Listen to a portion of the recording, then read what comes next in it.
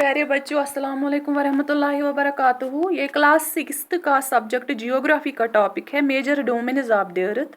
और इसका जो आज सब टॉपिक हमें पढ़ना है वो है हेड्रोस्फीयर। तो हेड्रोस्फीयर क्या है, पहले मैं आपको ये समझाऊंगी कि व्हाट इज हेड्रोस्फीयर। हेड्रोस्फीयर हम उस पार्ट ऑफ अर्थ को कहते हैं, ज़मीन का वो हिस्सा जहाँ पे सिर्फ पानी ही पानी हो, यानी ज़मीन सु हिस्सा यथ पे आबे आब सिर्फ आब आसान, उसको हम कहते हैं हेड्रोस्फीयर। तो ये आपको क्लियर हुआ। तो अब जो अर्थ है उसको कहते हैं ब्लू प्लैनेट, यानी the earth is called the blue planet.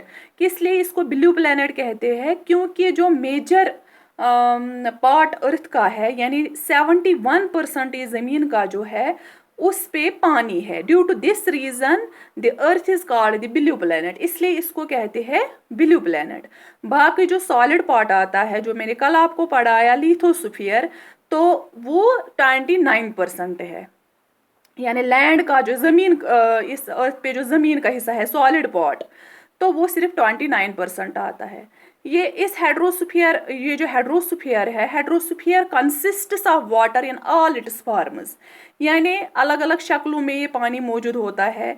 या तो ये रनिंग वाटर होता है इन ओशंस एंड रिवर्स, या तो ये बहता हुआ पानी जो दरियाओं में या समंदरों में होता है उस फॉर्म में भी ये अवेलेबल होता है। दूसरा, ग्लेशियरों में ये पानी अवेलेबल होता है, जो बड़े बड़े जो पहाड़ होते हैं, ऊंचे पहाड़, तो वहाँ पे ये ग्लेशियर्स प्रेजेंट होते हैं, तो वहाँ उस शक्ल में भी ये पानी मौजूद होता है। या अंडरग्राउंड वाटर हम उस पानी को कहते हैं जो ज़मीन के अंदर होता है। वो ज़मीन के अंदर कैसे होता है? जब बारिश पड़ती है तो उस बारिश के पानी को ज़मीन अपने अंदर जज़्ब करती है, तो वो अंडरग्राउंड उस पानी को हम अंडरग्राउंड वाटर कहते हैं। या दूसरा, जो एटमॉस्फेयर होता है, एटमॉस्फेयर में वाटर वेपर्स प्रेजेंट होते हैं, तो उस फॉर्म में भी ये अवेलेबल होता है। तो इस पानी का जो अब हम अक्सर ये बात कहते हैं कि पानी बचाओ, ये तो हर एक कहता है कि इस पानी को बचाओ, जबकि सबसे ज़्यादा जो ये अर्थ है उस पर पानी है। लेकिन फिर हम ये क्यों कहते हैं कि इस पानी को बचाओ? क्योंकि 97% जो पानी है, इस पानी का जो 97% आता है वो प्रेजेंट होता है ओशनों में। क्योंकि जो ओशनों में प्रेजेंट होता है पानी वो बहुत ही साल्टी होता है, यानी टू साल्टी, यानी इंसानों के इस्तेमाल के काबिल वो नहीं होता है। यानी सु वारिया ज़्यादा नमकीन, इंसान हेके न तथ इस्तेमाल करित कि न चन खतर तो न बाकी चीज़ों खतर। और जो पानी का जो बाकी परसेंटेज जो आती है 3% से भी कम, तो वो होता है लार्ज प्रपोर्शन उस पानी का जो फ्रेश वाटर होता है, उसका ज़्यादा हिस्सा किस फॉर्म में होता है?